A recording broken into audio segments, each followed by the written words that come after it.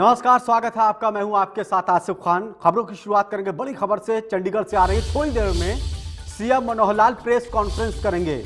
कई और अहम घोषणाएं कर सकते हैं CM Manohar Lal. CM SYL के मुद्दे पर कर सकते हैं कोई बड़ा ऐलान।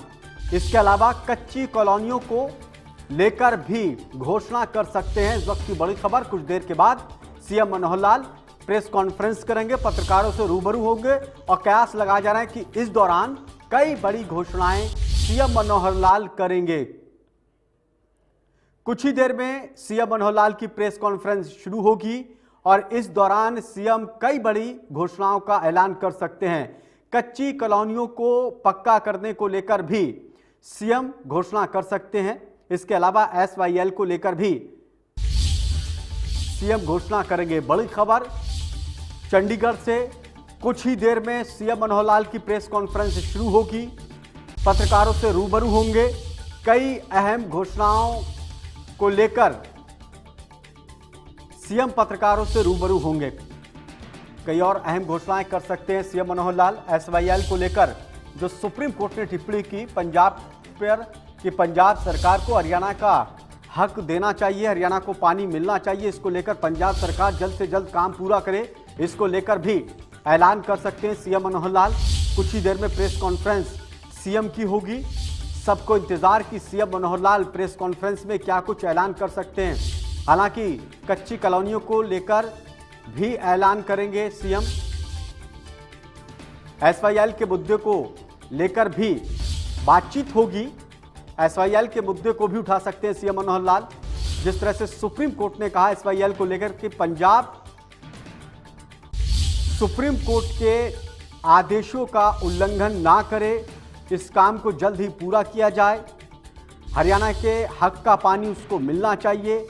इसके बाद एसवाईएल को लेकर राजनीति भी तेज हो गई और एसवाईएल के मुद्दे को लेकर भी सीएम बातचीत कर सकते हैं। इसके अलावा कच्ची कॉलोनियों को पक्का करने को लेकर भी घोषणा सीएम कर सकते हैं। कुछ ही देर में सीएम मनोहर लाल पत्रकारों से रूबरू होंगे, प्रेस कॉन्फ्रेंस करेंगे।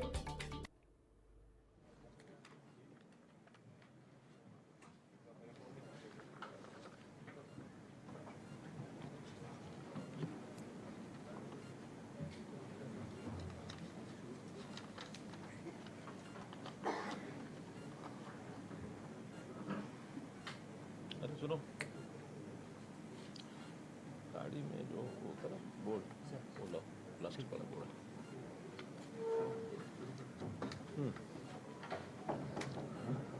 आज की इस विशेष प्रेस वार्ता में माननीय मुख्यमंत्री जी का हार्दिक स्वागत करता हूं, अभिनंदन करता हूं एवं माननीय मुख्यमंत्री जी की ओर से सभागार में मौजूद हमारे सभी मीडिया के बंधु एवं सबसे महत्वपूर्ण 14 जिलों के हजारों की संख्या में जो हमारे आज के लाभार्थी हैं अनधिकृत कॉलोनियों के, जो कि वीडियो कॉन्फ्रेंसिंग के माध्यम से इस कार्यक्रम से जुड़े हुए हैं, मैं आप सभी का इस कार्यक्रम में माननीय मुख्यमंत्री जी की ओर से बहुत बहुत स्वागत करता हूं, अभिनंदन करता हूं।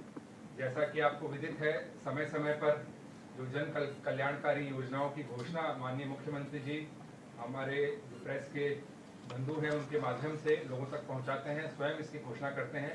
उसी कड़ी में आज का एक कार्यक्रम आयोजित किया गया है और आज विशेष बात यह है कि 14 जिलों की कई पालिकाओं के हमारे हजारों लोग भी आज बड़ी बेसब्री से इस कार्यक्रम में जुड़े हैं और माननीय मुख्यमंत्री जी की घोषणा का इंतजार कर रहे हैं।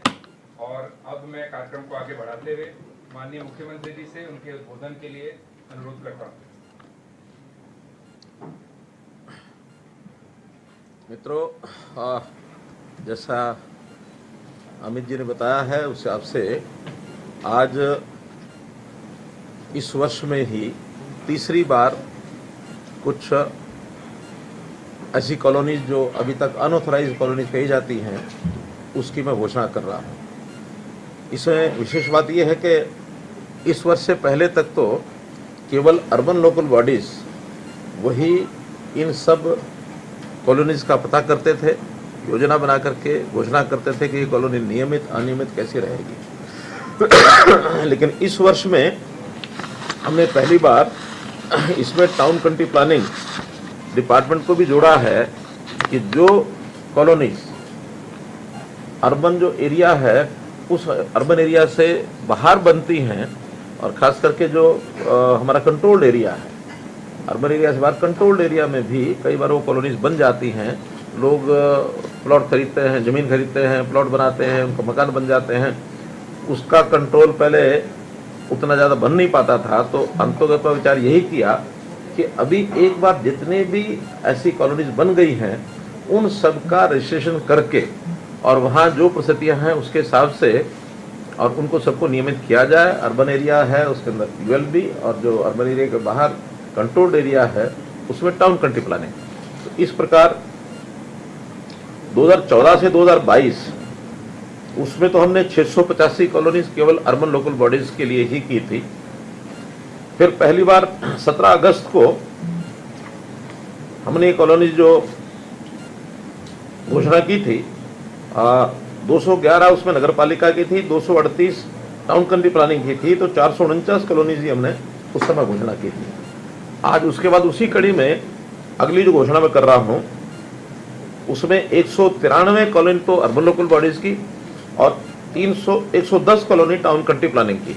ऐसे कुल मिलाकर के 303 कॉलोनी आज जो है इनको घोषणा मैं कर रहा हूं।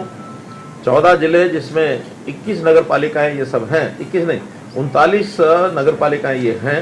तो ऐसे ये सब जगह पर आज कार्यक्रम भी हो रहे हैं और वहाँ इनकी जानकारियाँ सबको, चाहे वो टाउन कंट्री प्लानिंग की हैं, चाहे वो अर्बन लोकल बॉडीज की हैं, उन सब कॉलोनीज की जानकारी वहाँ सबको मिल रही है। वहाँ हमारे प्रोमिनेंट सब लोग हैं। मैं यहाँ के आपके माध्यम से वहाँ पर एकत्रित सभी ऐसे लोग जो उन कॉलोनी के बाशिंदे हैं उनको विशेष तौर पर बधाई देता हूँ। अन्य जो लोग जुड़े हैं उन सबको भी इस अवसर पर बहुत बहुत शुभकामना और बधाई देता हूँ। साथ ही मैं बधाई देता हूँ हमारे अर्बन लोकल बॉडीज़ के मिनिस्टर डॉक्टर कमल गुप्ता जी को, क्योंकि इनकी देखरेख में ही अर्बन लोकल बॉडीज़ का यह सारा काम चल रहा है। यद्यपि टाउन कंट्री प्लानिंग डिपार्टमेंट जो है मेरे स्वयं के पास है, तो इसलिए मिल करके हम ये कॉलोनीज़ को आगे बढ़ा रहे हैं।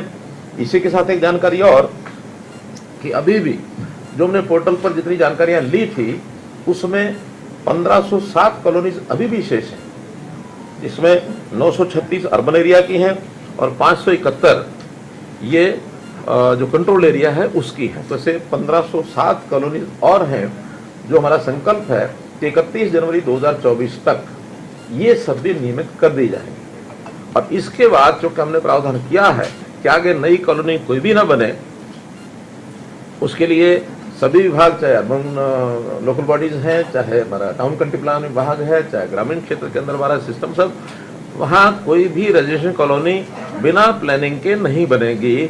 उसके लिए हमने बहुत से कठोर प्रावधान भी लिए हैं ताकि रजिस्ट्रियाँ वहाँ की बंद कर दी हैं। नया कोई बनाएगा उसको डेमोलिश भी करेंगे। नई कॉलोनी ना बने बल्कि लोगों को जो प्लान्ड तरीके से मकान मिल जाए, रेजिडेंशियल मकान खास करके, वैसे इंडस्ट्रियल और कमर्शियल वो भी सब उसमें साथ जुड़ता ही है, लेकिन सबको मकान यथासंभव मिल जाए। इसके लिए आप लोगों ने ध्यान किया होगा कि हमने शहरी एरिया के लिए जो गरीब लोग हैं उनको प्लॉट अथवा फ्लैट देने की या जिसको चाहिए उसकी ऑप्शन मांग रहे हैं। अभी तक उस ऑप्शन के आधार पर लगभग 2 लाख लोगों ने अप्लाई किया है।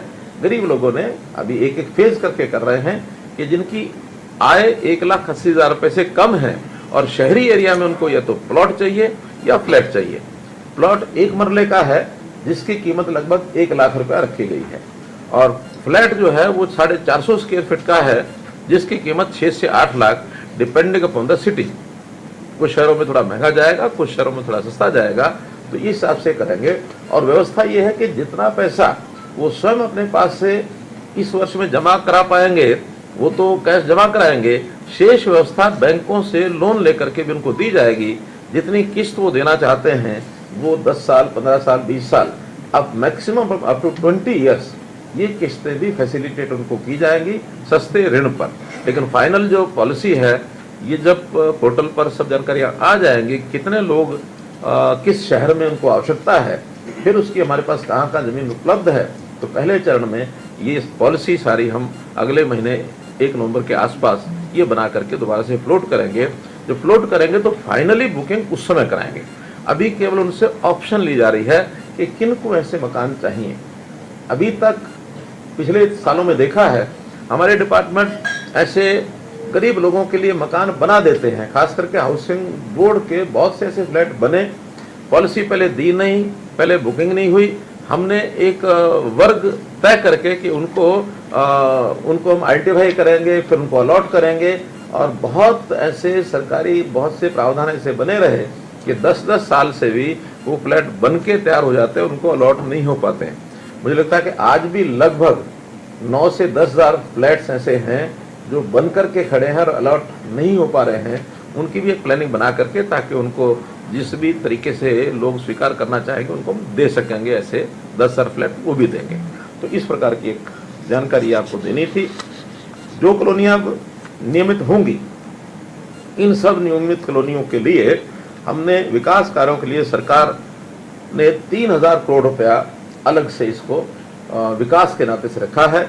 वहाँ गलियाँ हैं, नालियाँ हैं, अथवा पानी की व्यवस्था है, या फिर पावर की, स्ट्रीट लाइट की व्यवस्था है, ऐसे सब मिला करके 3,000 करोड़ रुपया विकास के लिए, जो लगभग 60 लाख रुपया प्रति एकड़ बनता है। क्योंकि सब एरिया जो अभी कॉलोनीज हैं, इन सब एरिया को मिला करके 5,000 एकड़ का एक क्षेत्र है जिसको विकसित किया जाएगा। बाकी प्रोसेस पहले से बताई है, उसी प्रोसेस के अंतर्गत जो पहले हमने की थी उसी हिसाब से ये हमने कॉलोनी जो है वो नियमित की हैं। कॉलोनी को नियमित कराने के लिए जो पहले प्रावधान हमें किए थे, उसके अंदर एक पिछली बार मैंने बताया था, छूट दी थी। पहले हमने RWA का एक प्रावधान रखा था कि रजिस्टर्ड RWA उस कॉलोनी की वो अप्लाई करें, लेकिन अनियमित कॉलोनी है, उसकी कोई RWA वगैरह थी नहीं। तो बाद में हमने निर्णय लिया था कि उस कॉलोनी के कोई 5 लोग मिल करके और उसमें अप्लाई कर दें। नियमित होने के बाद फिर उस RWA को विधिवत वहाँ रजिस्टर करा लेंगे, तो उस कॉलोनी में समाधान जो है इनका किया जा सकता है। इन सब कॉलोनियों में क्योंकि पहले से प्लान नहीं है, तो सामान्यतया तो ऐसी आवासीय कॉलोनियों में वाणिज्यिक एरिया, कमर्शियल एरिया 4% तक रखा जाता है। लेकिन वहां जो कि पहले बन चुकी हैं, इसलिए उस सीमा को हमने हटाया है। उसमें जो भी बना हुआ है उसमें 4% से अधिक भी हो सकता है। लेकिन विशेष तौर पर वहां अगर मॉल बने हैं, मल्टीप्लेक्स बने हैं, होटल बने हैं, बैंकेट हॉल बने हैं, तो उसके विशेष प्रावधान बने हुए हैं। उन प्रावधानों के हिसाब से उसका शुल्क लेकर के उनको भी नियमित कर दिया जाएगा। इसी के साथ जो संपत्ति कर है, प्रॉपर्टी टैक्स है, हाउस टैक्स, प्रॉपर्टी टैक्स, संपत्ति का जो भी उसको कहें, वर्तमान वर्ष में हमने इसको एक 15% छूट के साथ और लागू किया हुआ था, जिसका हमने उसको शायद 31 अक्टूबर तक, 15 नवंबर तक इस वर्ष का वो बढ़ा दिया था। ये तो पहले से जानकारी हो गई है। एक जानकारी आज मैं और जो आपके साथ साझा कर रहा हूं कि बहुत लोगों के पिछले एरियर्स पड़े हैं, और एरियर्स में भी जब से हमने प्रॉपर्टी आईडी बनानी शुरू की है, तो उस प्रॉपर्टी आईडी के बनने के बाद सारी चीजें रेगुलराइज हो रही हैं। तो लाखों प्रॉपर्टीज ऐसी हैं जिन्होंने कई वर्षों का भी एरियर अभी बाकी है, प्रॉपर्टी टैक्स नहीं दिया है। अब चूंकि वो सारा निकल करके आ रहा है, बहुत साल पहले का तो हमारे पास रिकॉर्ड भी नहीं है, कुछ सालों का ही रिकॉर्ड है। ऐसे सबके एरियर्स पहले तो इंटरेस्ट के साथ भी था, क्योंकि प्राय जितना एरियर है उतना ही इंटरेस्ट भी है। वो उतना ही इसलिए है क्योंकि सुप्रीम कोर्ट का एक बंधन है कि जितना कोई टैक्स या एरिया बाकी है उस पर इंटरेस्ट और पेनल्टी उससे ज्यादा नहीं लगा सकते। अगर उससे ज्यादा लगाने की छूट होती तो शायद उससे डबल ट्रिपल भी ये हो सकता था, लेकिन जितना एरियर है उतना उस पर टैक्स और पेनल्टी भी है। तो आज मैं ये घोषणा करता हूं कि पिछला जितना भी एरियर है उसके ऊपर टैक्स और जो पेनल्टी है उस सारे को माफ किया जाता है, पूरा इंटरेस्ट और पूरी पेनल्टी, और वो लगभग 8,000 करोड़ रुपया है जो माफ हो रहा है। इसका मतलब ये है कि एरियर भी 8,000 करोड़ रुपए हैं। अब ये 8,000 करोड़ रुपए का डाटा वो केवल हमारे डिपार्टमेंट के पास, म्यूनिसिपैलिटी के पास है बना हुआ, और वो निकला है प्रॉपर्टी आईडी बनने के बाद। इसको भी अगर वो जमा कराते हैं अभी भी, तो जमा कराने के बाद उनको उस पर भी 15% की छूट सारे पर ही दी जाती है, अर्थात 120 करोड़ रुपया उस 8,000 करोड़ रुपए पर भी नहीं, 1,200 करोड़ रुपए। वही कहूँ कि क्या उनके मुंह में जीरा हो गया था। 8,000 करोड़ रुपए पर 1,200 करोड़ का वो भी हम छोड़ रहे हैं। इसके बाद भी विवाद हो सकते हैं, कुछ लोगों ने प्रॉपर्टी टैक्स भरा हुआ हो, डिपार्टमेंट में उसका एंट्री ना हो, तो ऐसे सबको एक प्लान बना करके उसके हम कैंप्स लगाएंगे। उसके लिए स्थान स्थान के ऊपर डिपार्टमेंट के लोग बैठेंगे, उस सारे एरिया के इंडस्ट्री को बैठेंगे, सबको मैसेज देंगे, जिनके फ़ोन नंबर्स हैं उनको फ़ोन पर देंगे, जिनके फ़ोन नंबर्स नहीं हैं उनको उनके रेजिडेंस एड्रेस पर लिख करके भेजेंगे, ताकि एक रूटीन बना करके डेली कितने लोग उन्होंने वहाँ करने हैं, तो एक जितना समय उस शहर के अंदर इन सबको हियरिंग देने के लिए लगेगा उसको हियरिंग देंगे, ताकि हम चाहते हैं विवादों का समाधान, जैसे हमने कार्यक्रम चलाया था कि पिछले विवाद जितने ज़्यादा समाधान किया जा सके उतना लोगों को भी राहत मिलेगी, डिपार्टमेंट का भी सारा रिकॉर्ड जो है वो क्लीन अप होगा। आज तो पैसा आना है कि नहीं आना है, लेकिन इस पिछली बोझ जो है एरियर का बोझ, इसको उठाते उठाते भी कई सैकड़ों लोग उसमें दबे पड़े हैं, तो इसलिए कम से कम वो राहत मिलेगी। और हम चाहते हैं कि जनता को राहत दे करके हम ज़्यादा समाधान की ओर आगे बढ़ें। एक ये योजना आपके सामने मैंने रखनी थी। दूसरी घोषणा है हमारी पावर डिपार्टमेंट की। पावर डिपार्टमेंट की एक बड़ी समस्या, ये जो बिल्डर्स हैं, बिल्डर्स को पावर डिपार्टमेंट का साथ समझौता करके अपनी लैंड देनी होती है, पावर हाउस बनाना होता है, और उसके बाद फिर जो कंज्यूमर हैं उनको कनेक्शन मिलते हैं। अभी तक की जो शर्तें रही हैं उसमें बिना उनसे ज़मीन लिए हुए भी, बिना पैसा लिए हुए भी, और वो बिल्डिंग बनाने का उनको छूट मिल जाती थी, बिल्डिंग बनाते थे, बाद में कंज्यूमर्स को कनेक्शन मिलते नहीं थे, फिर उनको जन सेट पर आना पड़ता था, और महंगी बिजली उनको, यानी जो बिजली शायद ऐसे फ्लैट में 5, 6, 7 रुपए का यूनिट होगा उनको 18, 20 रुपए यूनिट भी भरना पड़ता था। बहुत से केसेस हमने इंडिविजुअली गुरुग्राम में निपटाए भी हैं, अभी पीछे सोनीपत, पानीपत, यहाँ के भी कुछ विषय आए हैं। लेकिन उसके लिए जो आगे समस्याएं ना आए, इसके लिए एक पॉलिसी ये बनाई है, और उस पॉलिसी में पहले तो उसके अंदर CRC, HERC उनको नियमावली अपनी बनाने के लिए कहा था डिपार्टमेंट ने, तो उन्होंने फाइनली ये नियमावली बना दी है, और वो नोटिफाई या तो आज करेंगे या कल करेंगे, लेकिन 27 सितंबर को कर दिया सर, वेबसाइट पे देख सकते हैं। 27 सितंबर, अच्छा 27 को कर दिया। तो खैर उनसे बातचीत होने के बाद फिर उन्होंने इस पॉलिसी के लिए उनको कहा कि हम इसको क्लियर कर रहे हैं, आप इसकी घोषणा कर दें। उसमें नए पावर स्टेशन के बनाने के लिए उनको एक तो जमीन जो है वो कंस्ट्रक्शन से पहले देनी होगी, यानी जो हाउसिंग प्लान उसकी बनाएंगे उस प्लान से जमीन पहले देनी होगी, जो पहले कई बार नहीं ली जाती थी। दूसरा, जो हाउसिंग प्लान बनाने के लिए उनको जो परमिशन दी जाती है उससे पहले 50% पैसा जमा कराना होगा, अन्यथा वो शुरू ही नहीं कर पाएंगे। तो इतना सब करने के बाद कम से कम डिपार्टमेंट के पास जमीन आ गई, 50% पैसा आ गया। अगला 50% जो है वो 2 साल के अंदर या ऑक्यूपेशन सर्टिफिकेट देने से पहले ये जमा कराना होगा। तो 100% आने के बाद वहाँ पावर हाउस बनाना और उस सारे इंफ्रास्ट्रक्चर को खड़ा करके फिर कनेक्शन इंडिविजुअल हाउस को देने का काम ये डिपार्टमेंट का हो जाएगा। डिपार्टमेंट इंडिविजुअल कनेक्शन देगा। पहले कभी कभी वो सामूहिक कनेक्शन, बल्क कनेक्शन ले लेते थे, और बल्क कनेक्शन के बाद अपने आप फिर आगे कंज्यूमर को बांटते थे, बिल कलेक्ट करना, फिर इकट्ठा करके और डिपार्टमेंट को देना। कभी डिपार्टमेंट का ज़्यादा हो जाता था, कभी उनका ज़्यादा हो जाता था। तो वो कोई बल्क कनेक्शन उनको नहीं दिया जाएगा, बल्कि एक एग्रीमेंट के हिसाब से उनका इंफ्रास्ट्रक्चर वगैरह बना करके डिपार्टमेंट जो है उनको इंडिविजुअल कनेक्शन देगा। उसके बाद कोई रोल डेवलपर का उसमें नहीं रहेगा। क्यों पिकदा चाहिए ना? हाँ। इससे कुल मिलाकर के कॉलोनी के जो निवासी हैं उनको एक बहुत बड़ी सुविधा ये हो जाएगी। इसी के साथ पावर डिपार्टमेंट का ये एक विषय है जो बहुत शिकायतें हमको मिलती हैं। इमारतें हैं या सरकारी या प्राइवेट, उनके ऊपर से तारें निकल रही होती हैं, वो हाई टेंशन भी है और 11 kVA 33 kVA वो सारी उसके ऊपर जा रही होती हैं। अब वस्तुस्थिति तो ये है कि पहले लाइनें लगती हैं, उसके बाद लोग नीचे घर बना लेते हैं। अब है स्वभाव लोगों का बना हुआ, क्योंकि सस्ती जमीन मिल जाती है या अपनी किसी के पहले होती है वो बना तो सकते नहीं है, बनाना भी नहीं चाहिए। अब दुविधा ये भी है कि जमीन उनकी है और लाइन सरकार की, पावर डिपार्टमेंट की है, वो बना लेते हैं, वो कहते हैं हमारी जमीन है, क्यों रोकते हैं। उसका समाधान जब निकलेगा, लेकिन कम से कम इस पर हमने एक बार पहले भी 2016 में एक उनको राहत दी थी कि जिन लोगों ने अप्लाई किया था उनके घरों के ऊपर से गुजरी तारों को हटाने के लिए अभियान जो चलाया था, 7,849 स्थानों पर 11 kV और 95 स्थानों पर 33 kV लाइनों को इनको बदल करके और अल्टरनेटिव रूट से ले गए थे। 112 करोड़ रुपया उसमें खर्च आया था। अभी भी बहुत सी एप्लीकेशंस हमारे पास आई हैं जिनकी डिमांड है, उसमें प्राइवेट भवन भी हैं और सरकारी भवन भी बहुत जगह पर हैं। सरकारी जमीनों के ऊपर भी आखिर लाइनें निकलती हैं, तो उनको भी राहत चाहिए।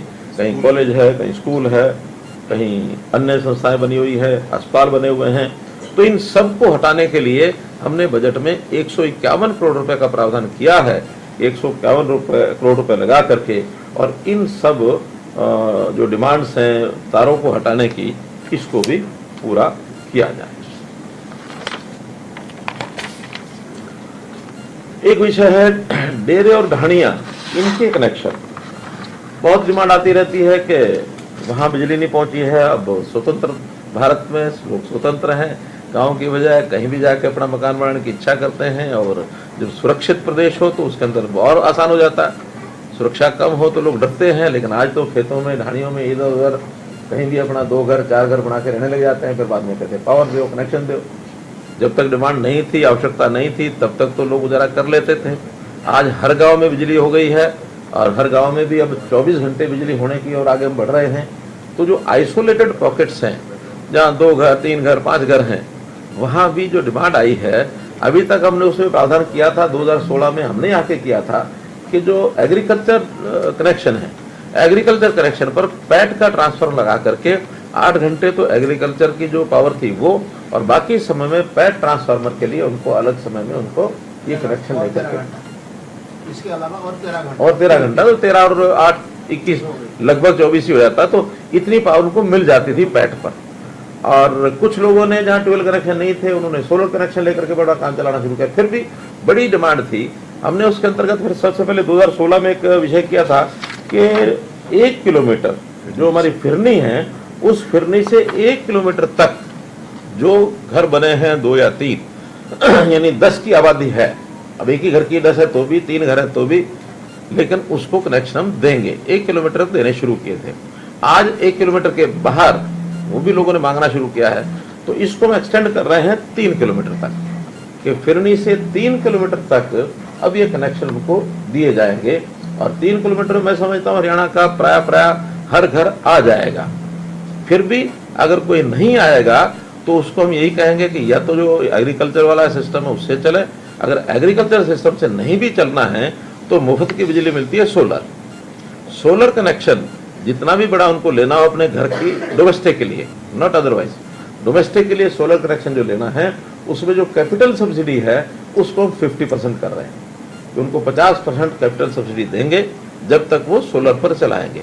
सोलर के बाद जब उनका नियमित कनेक्शन कभी कोई मिलने की बात आएगी तो उसके बाद में वो सोलर रहना सोलर पर है, सोलर पर नहीं रहना तो सोलर पर ना रहे, लेकिन हर घर को बिजली जरूर मिले, इसका हम प्रावधान कर रहे हैं। एक इसके अंदर और एक प्रकार है, वो है गांव जिसकी फिरनी नहीं होती है लेकिन जिसको बेचिरा गांव कहते हैं। तो बेचिरा गांव में भी अगर अलग ट्रांसफार्मर लगा करके हमको लाइन वहां तक पहुंचानी है, घर चाहे वहां 2 हैं चाहे 10 है, वहां भी अलग से एक कनेक्शन उस बेचिरा गांव के नाम से जरूर हम पहुंचाएंगे। क्योंकि बेचिरा गांव का मतलब वैसे तो यह है कि उस गांव में कोई आबादी नहीं है, लेकिन फिर भी ढाणियां वाणियां कहीं बन जाती हैं, तो एक कनेक्शन हर बेचिरा गांव का भी हम रिजर्व करते हैं, वहां चाहे वो कितना ही किलोमीटर हो, लेकिन बेचिरा गांव में एक कनेक्शन। ऐसे 200-300 गांव हैं लगभग बेचिरा, ज्यादातर उसमें यमुना जिले के हैं, तो उस प्रकार से उनको भी कनेक्शन की सुविधा ये मिल जाएगी।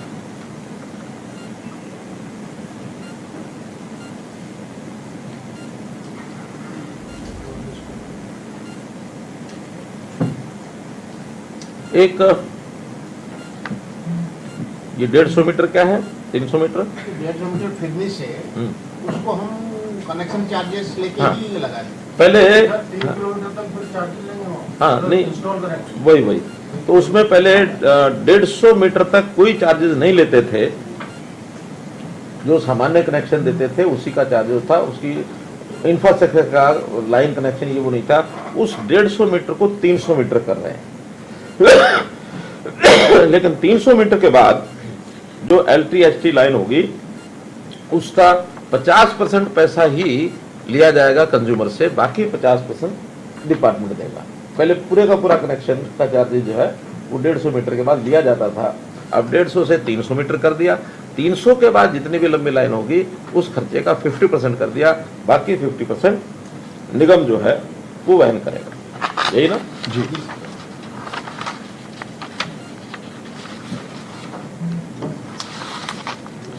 इसके बाद एक स्कीम हमने और बनाई, 300 तक तो सब फ्री हो गए। 300 के बाद जितनी लंबाई होगी उस लंबाई में इंफ्रास्ट्रक्चर का जो खर्चा होगा, पहले तो पूरा ही लिया जाता था 150 मीटर के बाद, अब 300 के बाद जितना होगा उसका 50% लिया जाएगा। एक स्कीम और जो हमने शायद हरियाणा बनने के बाद पहली बार उसको शुरू किया, और वो था कि बहुत से ऐसे ट्यूबवेल कनेक्शन जिनकी डिमांड रहते थे कि हमारा लोड कनेक्शन बढ़ गया है, लोड बढ़ाओ। अब किन कारणों से वो कम हुआ, या तो उन्होंने डिमांड पहले कम की होगी, या जब डिमांड थी उस समय शायद कम एरिया से चाहे करते होंगे, बाद में ज्यादा एरिया हो गया, या उनकी आवश्यकता या डीप ज्यादा हो गया तो लोड ज्यादा।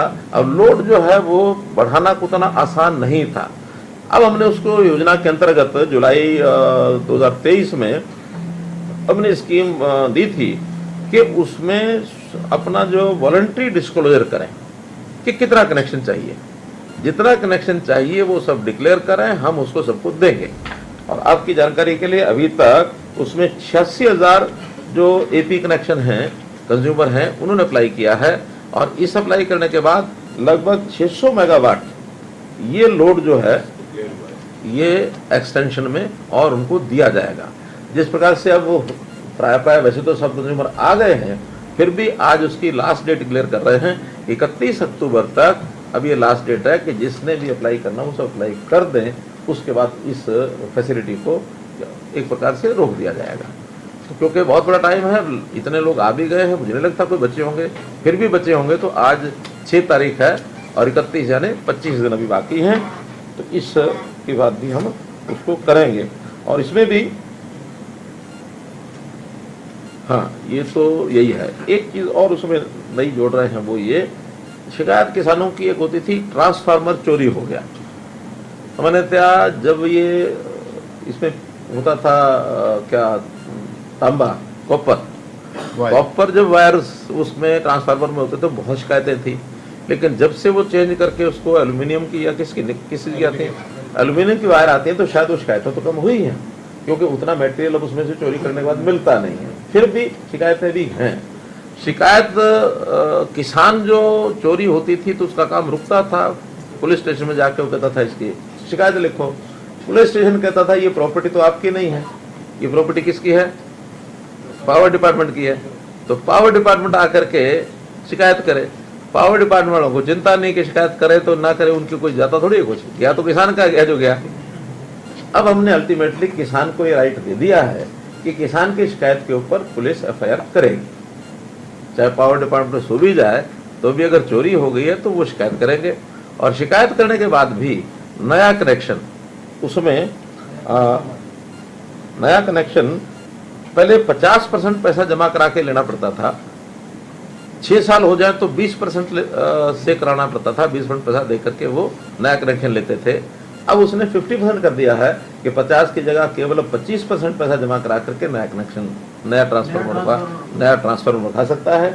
और 6 साल अगर हो गए होंगे तो 10% पैसा जमा करा करके वो नया ट्रांसफार्मर रखा सकता है। और बाद में चोरी पकड़े जाने के बाद अगर वो ट्रांसफार्मर मिल जाता है तो ये पैसा उसका वापस हो जाएगा। तो ये एक सुविधा ऐसे किसानों को जहाँ के ट्रांसफार्मर चोरी होते हैं उनके लिए ये सब किया। सबसे पहले वैसे बताना चाहिए था, लेकिन अब मेरे पेपर्स में ज़रा ऊपर नीचे था, इसलिए मैं सुप्रीम कोर्ट का बहुत बहुत आभारी हूँ, धन्यवाद करता हूँ कि अभी 4 तारीख को 2 दिन पहले जितना एक बड़ा विषय, ज्वलंत विषय, पूरे देश भर के लोगों की भी नज़रें इस पर लगी है, हरियाणा, पंजाब और बाकी उत्तर भारत की तो लगी हैं, इसमें राजस्थान भी है, दिल्ली भी है, बाकी सब हैं जिनकी जो स्टेक होल्डर्स हैं SYL के ऊपर एक ऐसा स्टैंड जिसकी लड़ाई हम 2014 से लगातार लड़ रहे हैं, उस स्टैंड पर वैसे तो पहले भी मोहर लगा दी थी उन्होंने कि SYL लहर तो बनेगी, इसको सब सरकारें मिल करके बैठ करके आपस में करें, ऐसा सारी बातें की थी।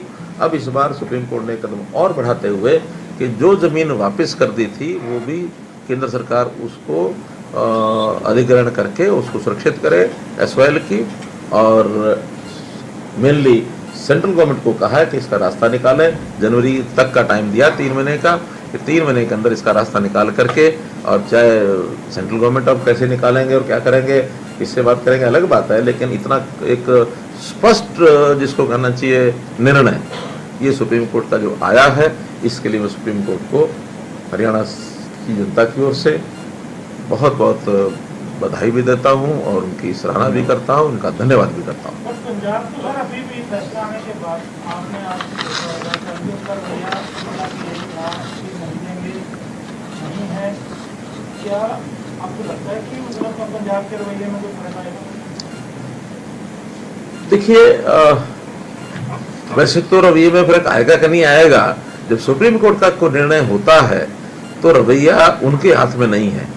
अब रवैया तो सुप्रीम कोर्ट ने जो डायरेक्शन दिया उस हिसाब से करना ही पड़ेगा, लेकिन जिस प्रकार के गिरगिटी आंसू बहा रहे हैं उसका कोई अर्थ बचा नहीं है, क्योंकि अब वो दोनों तरफ इधर से उधर से खेलते हैं। या तो बात करते हैं कि हम हरियाणा के हितों का ध्यान रखेंगे, और फिर हरियाणा के हितों के खिलाफ पंजाब के लोग कहते हैं कि नहीं नहीं हम तो पानी नहीं देंगे। और दुर्भाग्य ये है कि एक कैसा मैच है उनका, फिक्सिंग है कि दोनों बातें वो पंजाब सरकार के आवास में बैठ के कर रहे हैं। पंजाब सरकार का MLA वहां बैठ के कर रहे हैं हाँ ये होगा, और पंजाब सरकार का वित्त मंत्री वो बैठ करके कहता हाँ पानी नहीं देंगे। अरे भाई, कहीं अगर आपने करना ही था तो हमें बताते, पंजाब के अगर हरियाणा के हित की बात करते तो हम उनको आम आदमी पार्टी वालों को कह देते कि भैया हरियाणा भवन के एक कमरे में आकर के कर लो, हरियाणा निवास में यहाँ कर लो, मेरे आवास पर कर लो, हमारा बहुत ऐसे सरकारी आवास हैं। तो ऐसे पंजाब सरकार के ही आवास पर बैठ करके उन्होंने सारे निर्णय करने हैं। तो निर्णय क्या करते होंगे, बीच में एक दीवारी तो है, इधर पंजाब की बात कर रहे हो, हरियाणा की बात कर रहे हैं, तो आम आदमी पार्टी का कैसा चेहरा देखने ये आप ही देख रहे हैं। और इस चेहरा का कैसा चेहरा ये बना है, आप लोगों को एक बहुत बढ़िया प्रश्न ये मिला है, इस प्रश्न का उत्तर आप लोगों को पूछना चाहिए। मेरे से तो उत्तर आपको अपेक्षा नहीं होनी चाहिए, लेकिन जहां से उत्तर पूछना है वहां से पूछने के लिए मैं तो कह रहा हूँ ये प्रश्न आपको उन दोनों से पूछना चाहिए, उधर भी पूछना चाहिए, उधर भी पूछना चाहिए। अकाली दल ने भी ये कह दिया कि यहाँ पर भी जो मेडिकल सर्वे होता है अधिकारियों का घेराव करें, ना केवल सरकार बल्कि प्रश्न किसी पार्टी का नहीं है। एक सरकार के दो चेहरे, दो मुंही सरकार, प्रश्न तो ये है। वो तो पहले भी अकाली तो पहले भी ऐसे करे थे, वो तो एक स्टैंड अलग अलग है, पहले से आज का नहीं है। लेकिन एक ऐसे विषय पर एक ही आदमी यहाँ बैठता कुछ बोल रहा है, यहाँ बैठता कुछ बोल रहा है, ऑफर दे दीजिए उनको यहाँ हरियाणा निवास की। तो मैंने तो अभी दे दी ना, और क्या चाहिए। वैसे भी जो पंजाब का स्टैंड है ये तो सुप्रीम कोर्ट में आएगी, उन्होंने रिक्वेस्ट किया था, इसके बावजूद वो बैठने लगवानी आवाज है जहाँ पर इस तरह से पार्टी को सबसे पहले भी वो अधिकारिक तौर पर दिए गए हैं, जैसे JJP की बात करें यहाँ पे उन्होंने सरकारी ये बात सरकार की इस तरह से इस्तेमाल किया जाना। मेरा कहना है सरकारी आवास को इस्तेमाल करने का विषय नहीं है, वो कहीं भी बैठ के कर सकते हैं, लेकिन एक ही पार्टी दो अलग अलग बातें, और वो भी अपने ही प्लेटफॉर्म पर बोल रहे हैं। एक ही बात तो बोले, दिल्ली का लोग, दिल्ली मुख्यमंत्री कुछ बोलते हैं, पंजाब के वित्त मंत्री कुछ बोल रहे हैं, उनके प्रभारी हैं वो कुछ और बोल रहे हैं, तो कुछ मिला करके कुछ ना कुछ एक स्टैंड पर आए, समझ में तो आए। एक स्टैंड ले, चाहे हमारे विरोध में ले, पक्ष में ले, उनका काम है। आज विषय वो नहीं है, वो तो सुप्रीम कोर्ट ने कहा जो कुछ कहा है, हम तो उसको देख रहे हैं। अब हमारी लड़ाई इनके साथ वैसी नहीं रही है, इनका तो एक स्टैंड अपना है, हमारा स्टैंड अपना है, सब पार्टियों, हरियाणा की सब पार्टियों का एक स्टैंड है, लेकिन कम से कम एक पार्टी एक स्टैंड रखती है, उसको लेकर के चलना चाहिए। खैर ये विषय आपके लिए उनसे पूछने का है, पूछना चाहिए। ऐसे ही एक दूसरी बधाई भी मुझे आपके माध्यम से वो देनी है कि चीन के हांगझाओ में जो एशियाई खेल हो रहे हैं उसमें इस समय तक कुल देश की जो मेडल टैली है वो 83, इंडिविजुअल 47 और टीम के 36 हैं, जिसमें 20 गोल्ड हैं, 31 सिल्वर हैं, 32 ब्रॉन्ज हैं, ऐसी 83 हैं। और इसमें हमारे लिए प्रसन्नता की बात यह है कि 83 में से हरियाणा के हैं 21, विच इज मोर देन 25%। 84 होते तो 21, 83 में 21, तो it is more than that. जिसमें 7 गोल्ड हैं, अगेन ये 1/3 हैं, 3 सिल्वर हैं, 11 ब्रॉन्ज हैं। इस प्रकार से ये जो एशियन पैरा एशियन, इसमें एशियन ही है, पैरा एशियन तो नहीं है, एशियन गेम्स में कुल 655 खिलाड़ियों ने इसमें भाग लिया, जिसके अंदर हरियाणा के हैं 86, यानी कुल मिलाकर के 15 22 हो गए। चलो आपके बैठे बैठे 21 से 22 हो गए, आपके बैठे बैठे 22 हो गए। तो इसके लिए मैं बहुत बहुत बधाई देता हूं। और ये जानकारी अपने को है ही है कि हमने इनको, जो गोल्ड मेडलिस्ट हैं उनको 3 करोड़ रुपया, और जो रजत है 1.5 करोड़ रुपया, कांस्य 75 लाख रुपया, और जो प्रतिभागी खिलाड़ी है जो नहीं भी कोई मेडल ले पाया तो भी उसको 7.5 लाख रुपया प्रति खिलाड़ी, ये उनको राशि जो देते हैं, जो कि मैं समझता हूँ सर्वाधिक है पूरे न केवल देश में बल्कि पूरी दुनिया में।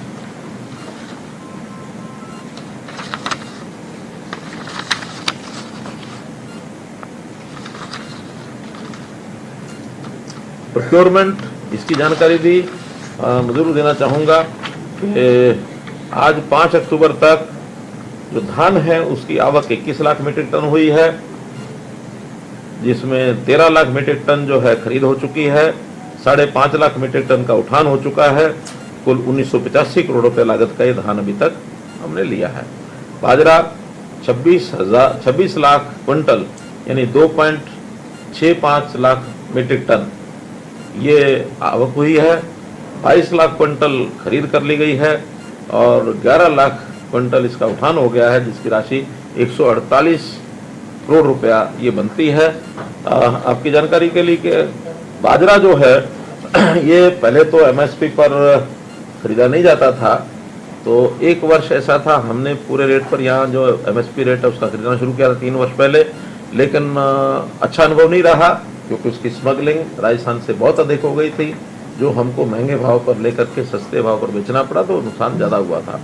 उससे अगले 2 साल लगातार हमने भावांतर उपाय योजना दी कि जितना जिसका बाजरा है उसने बेचा है या नहीं बेचा है, रजिस्ट्रेशन के हिसाब से एवरेज 8 क्विंटल प्रति एकड़ के हिसाब से, और हमने उनको पहले साल में 600 रुपये, 450 या 650, 400 क्या था दोनों में, वो हमने भावांतर उपाय दी थी।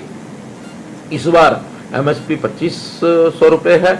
हमने कमर्शियल जो परचेज है हैफेड ने 2200 रुपया प्रति क्विंटल करनी शुरू कर दी है, 300 रुपये प्रति क्विंटल के, और वो जिन्होंने बेची है उनको हम वो देंगे। और इसके बाद ये भी हमको एक परमिशन मिल गई है अब नेफेड की ओर से कि 2.5 लाख मीट्रिक टन हम प्रोक्योर भी कर सकते हैं। तो उसको करने के लिए कुछ दिन बाद वो फिर 2500 रुपये खरीदी जाएगी, उसमें फिर भावांतर उपाय योजना नहीं दी जाएगी क्योंकि पूरा 2500 रुपये का होगा। जो 2200 रुपये में खरीदी है उसको 300 रुपये देंगे, जो 2500 रुपये खरीदा जाएगा वो नहीं। कोशिश हमारी ये भी है कि हम 2.5 लाख से ज़्यादा भी ये करा सकें। मेरी कल ही जो मंत्री हैं केंद्र में पीयूष गोयल जी, उनसे बातचीत हुई तो उन्होंने कहा कि हम विचार कर रहे हैं कि बाजरा थोड़ा और ज़्यादा खरीदा जाए। अगर हमको और ज़्यादा की परमिशन मिलती है तो ये 2.5 लाख से 3 लाख 4 लाख भी हो सकता है। अभी अनुमानत 6 लाख मीट्रिक टन फसल ये बाजरे की हरियाणा में इस बार होगी। बाहर के प्रदेशों से स्मगलिंग ज़्यादा तो नहीं, लेकिन शिकायतें मिली हैं थोड़ी बहुत के बाहर 1900 रुपये रेट चल रहा है, वहाँ से लेकर यहाँ 2200 रुपये बेचते हैं। हमने सख्ती की हुई है कि हमारा बॉर्डर्स के ऊपर सख्ती हो और वो उसको हम वहाँ से यहाँ ना आने दें, इस प्रकार का कार्यक्रम करें। आड़ती खरीदेंगे तो 2200 से ज़्यादा खरीदेंगे तो खरीद सकते हैं, तो हम उनको 300 देंगे। 2200 अगर है तो 300 देंगे, 2200 ज़्यादा बिकेगा तो फिर जो अंतर है वो मिलेगा। तो आड़ती वाला, हाँ आड़ती वाला भी मिलेगा, उनके पास जे फार्म होगा तो वो ले सकते हैं। और अगर कहीं रेट ही 25 से ऊपर चला जाए तो ना लेना ना देना। तो मित्रों, ये सारे विषय अब सभी जितने भी हमारे जुड़े हुए लोग हैं उनका बहुत बहुत धन्यवाद, बहुत बहुत आभार। और जो आज हमने 303 कॉलोनीज का जो घोषणा की है, उन 303 कॉलोनीज के निवासियों को बहुत बहुत शुभकामनाएं, बहुत बहुत धन्यवाद। बड़ी जानकारी आपको बता दें कि SYL पर सीएम मनोहर लाल का बयान। बड़ी जानकारी इस वक्त की आपको बता दें कि सुप्रीम कोर्ट का बहुत बहुत आभारी हूं। उन्होंने कहा है तो पंजाब SYL पर काम शुरू करवाएं। ये बड़ी जानकारी आपको बता दें कि सुप्रीम कोर्ट ने 3 जनवरी तक का समय दिया है। SYL पर सीएम मनोहर लाल का बयान। बड़ी जानकारी इस वक्त की आपको बता दें कि SYL पर सीएम मनोहर लाल का ये बयान। सुप्रीम कोर्ट का बहुत बड़ा आभारी हूं, ये उन्होंने कहा है। और मुख्यमंत्री ने कई सारी बातें की। इतना ही नहीं, एशियन गेम में जब खिलाड़ियों ने पदक तालिका में 84 हमारे पास पदक आ चुके हैं, उसके विषय में भी मुख्यमंत्री ने बोला। और हरियाणा में इस 84 में से 22 पदक आए हैं। एथनॉल या फिर और क्या बनाते हैं, पावर पावर बनाते हैं, ब्रिकेट्स बनाते हैं। तो ऐसा कमर्शलाइजेशन धीरे धीरे बढ़ रहा है। कई फैक्ट्रीज चालू हो गए हैं, कुछ फैक्ट्रीज ने हमारे से अकरार भी किया है कि वो भी आकर के बनाना चाहते हैं। और मुझे तो ऐसा लग रहा है कि कुछ समय के बाद ये जो ईंधन है, इसका उपयोग इतना बढ़ जाएगा कि धान के साथ साथ इसका पैसा भी एक किसान को लाभदायक विषय बनेगा। GST कलेक्शन जो है वो पूरे देश में 5वें नंबर पे है हरियाणा, और इस बार जो है रिकॉर्ड तो GST जो है वो कलेक्ट नहीं किया गया। क्या कुछ मापदंड होते हुए अपनाए गए थे GST कलेक्शन को लेकर? देखिए, GST हमारा जो बड़े स्टेट्स हैं उसमें we are highest one in collection of per capita GST, highest one. आंकड़ा तो मुझे नहीं पता, लेकिन हाँ हाईएस्ट वन है हम। अब उसमें यही है कि जहाँ कहीं ऐसी गुंजाइश होती है पिलफरेज की, जहाँ अंडर बिलिंग की या बिल ना काटने की, ऐसे बहुत से केसेस ध्यान में आए हैं। उसके ऊपर सख्ती भी की गई है, डिपार्टमेंट ने सख्ती की है, एंटी करप्शन ब्यूरो ने भी की है, कुछ लोग पकड़े भी गए हैं।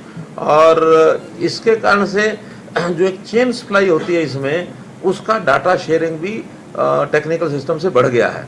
पहले एक स्टेट से दूसरे स्टेट को डाटा भी नहीं मिलता था कि कोई दूसरी स्टेट से माल खरीद के लाया है, वो किस भाव लाया है, कितने का लाया, क्या अमाउंट है, उसका बिल कटा कि नहीं कटा है।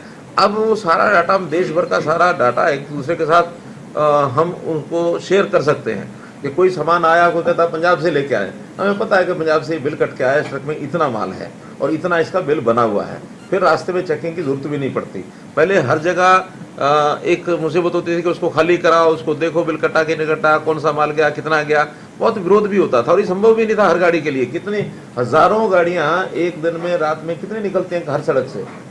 तो इसलिए कहीं कहीं कोई पकड़ ली, थोड़ा डर बैठा। अब सिस्टम जो बदले हैं, उस सिस्टम में चोरी करना प्राय उसमें, मैं ऐसा तो नहीं कहता असंभव हो गया होगा कि हर जगह अनपढ़ आदमी भी साइबर क्राइम कर रहा है। हम देखा ना पुराना में 10वीं पास 8वीं पास वो लड़के साइबर क्राइम करते हुए मिले। जो 8,000 करोड़ रुपए का जो प्रॉपर्टी आएगी, जो टैक्स जिसको बोल रहे हैं शहरों का, ये कब से माना गया है कि 8,000 करोड़ का तो माफी कर दिया, वो तो एक मुश्त कर दिया, कोई जमा कराई जाना कर रहे हैं, वो कंडीशनल नहीं, वो तो कराया है।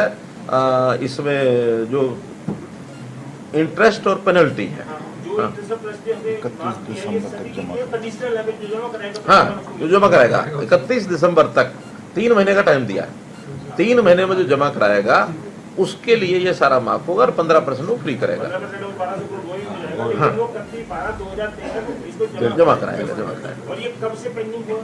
ये पेंडिंग की तो कोई हिसाब नहीं है, जब से भी अकाउंट बना है ML ये ULBs का। हम हर साल प्रॉपर्टी टैक्स का जो देते हैं, हमको बिल देते हैं, तो अब जमा भी हुआ था मैंने बताया ना कि बहुत प्रॉपर्टीज तो 66 से 10-12 से तो ज्यादा कहीं। ये बहुत प्रॉपर्टीज तो ऐसी हैं जो बन गई थी, आज तक म्यूनसिपैलिटीज में उसका खाता ही नहीं बना था।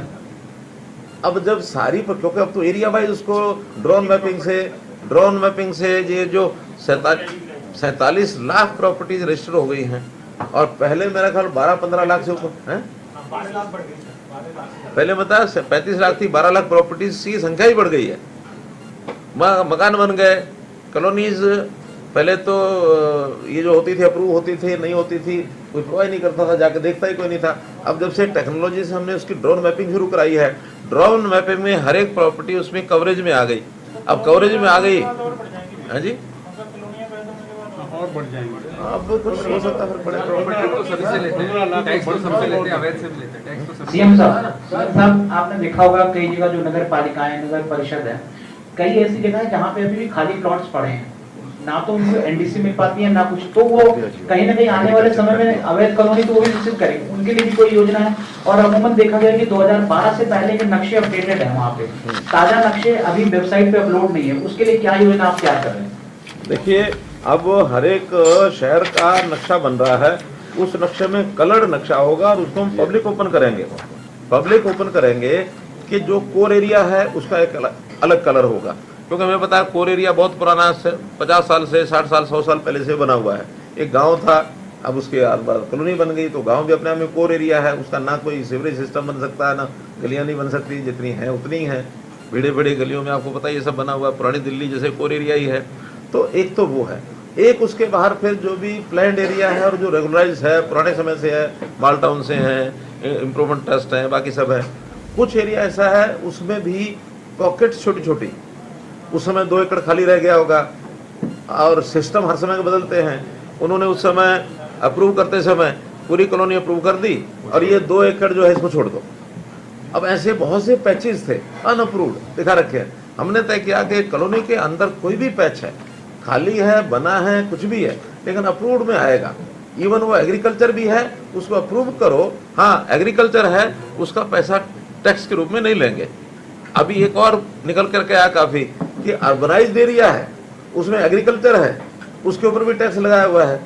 वो कितना फिगर आई थी? ये इतनी संपत्तियां, कृषि संपत्तियों के लिए भी 65,857 संपत्ति ऐसी निकली जो है तो कृषि संपत्ति, लेकिन उसके ऊपर भी टैक्स लगा रखा है। तो हमने बैकएंड से अभी कैसे निकला, ये निकला उसी पोर्टल से जिस पोर्टल की चर्चा होती है, हैं? हाँ, और इस प्रॉपर्टी का 4 करोड़ समथिंग 4 करोड़ रुपए ऐसा जो जमा हो चुका है। हमने तय किया कि भाई ये तो एग्रीकल्चर प्रॉपर्टी थी, क्यों जमा किया? तो हमने फैसला किया इसको वापस करेंगे, आगे से लेंगे नहीं। पहला ये केस ऐसा है कि बिना मांगे ही हम 4-4.5 करोड़ रुपए लोगों को वापस कर रहे हैं। लेकिन जो हमने नियमित की है कॉलोनी, उसमें उन जो मकान बन गए हैं उनसे वो कितना पैसा लेंगे? वो तो तय है कि जो डेवलपमेंट चार्ज 5% तो है जो बने हुए हैं, 5% ऑफ कलेक्टरेट, और जो नहीं बने हैं उनके 8%। पिछले दिनों आपने प्रेस कॉन्फ्रेंस में कहा था कि बाद जो क्षेत्र था उसमें लगी हुई फसल की रोपाई हो रही थी, तो फसल खराब हुई थी, उसका कंपनसेशन की बात की। तो दूसरा सर, साथ ही इस बात हरियाणा के कई जिलों में कॉटन की जो फसल है सर, वो गुलाबी सुंडी की फसलों से पूरी तरह खराब हुई है। किसानों का डेलीगेशन आपके अधिकारियों से मिला कि क्या गुलाबी सुंडी से नुकसान करें किसानों को? पहली बात तो जो धान है, जिस धान की दोबारा रोपाई हुई है, उसका हमने तय किया था कि हम 7,000 रुपया प्रति एकड़ उनको देंगे। लेकिन एक शिकायत पर बाद में मिली है कि जो दोबारा रोपाई हुई है उसका भी खराबा आ गया, उस खराबे का भी कंपनसेशन। तो उसमें से तय ये किया कि वो खराबा यदि 7,000 से ऊपर है तो फिर तो वो ऊपर वाला मिलेगा, फिर 7,000 नहीं मिलेगा, और अगर 7,000 से नीचे खराबा है तो पूरा 7,000 मिलेगा। तो अभी उसकी जो खराब होने वाली शिकायतें हैं वो क्षतिपूर्ति पोर्टल पर सारी आ रही हैं।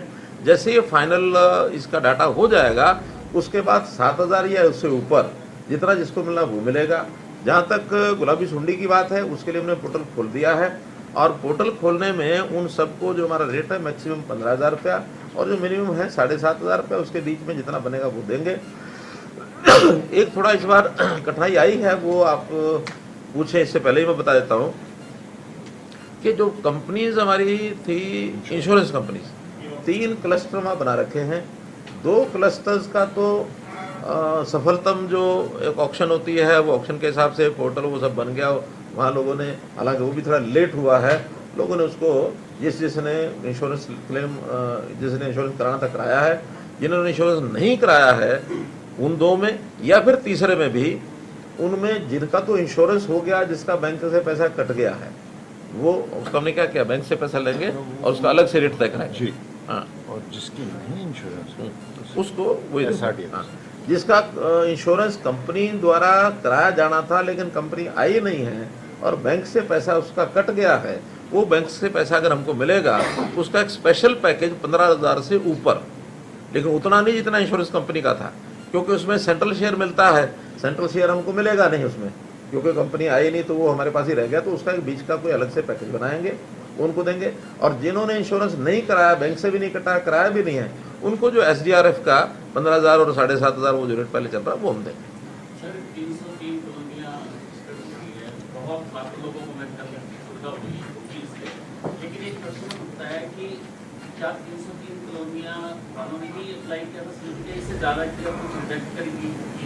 1500 कॉलोनियां अभी भी बाकी हैं जो लोगों ने अप्लाई कर दिया है, लेकिन अभी वो नियमित नहीं हुई है, उसके ऊपर काम चल रहा है, क्योंकि इसके लिए बहुत सा सर्वे करना पड़ता है, नक्शे बनते हैं, बहुत सी यहाँ प्रदेश में बैठ करके सारा उसका हिसाब लगाते हैं, नीचे भी लगाते हैं, उन सब का प्लॉट एरिया जितना लोगों ने दिखा रखा है उतना है, कम है, ज़्यादा है, उसमें प्रोसेस है। लगभग इस प्रोसेस में 8-9 महीने लगते हैं। इन सब की प्रोसेस चालू हो चुकी है, जो 24 तक 31 जनवरी 2024 तक हमारा टारगेट है कि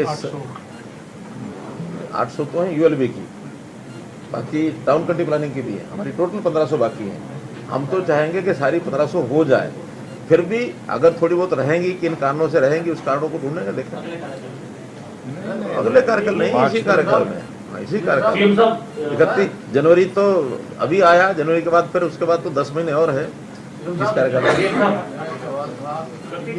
जो सांसद है संजय सिंह, उनकी गिरफ्तारी हुई है, तो उनका ये कहना कि बीजेपी के लोग जो है राजनीतिक रंजिश से काम कर रहे हैं, और पंजाब में कांग्रेस के MLA गिरफ्तार हुए, तो इससे क्या? देखिए, दिल्ली के प्रश्न है, चंडीगढ़ में ना पूछो। सीएम साहब, मेरा एक सवाल है। सीएम साहब, 2024 तक 15,7 करोड़ नियमित करते हैं। हाँ। 3 जनवरी बोल रहे तो 31 जनवरी 31 जनवरी 2024। हाँ, सीएम साहब, दूसरे चौटाला जहां भी रैली में जा रहे हैं, सीएम आया के नारे लग रहे हैं, आप गठबंधन में इसको कितना सही मानते हैं? दूसरा, उधर वीरेंद्र सिंह भी कह रहे हैं कि अगर जसपा का साथ न छोड़ा तो मैं पार्टी छोड़ दूंगा। अगर सीएम की बजाय कोई PM भी करना शुरू कर दे, मुझे क्या एतराज है?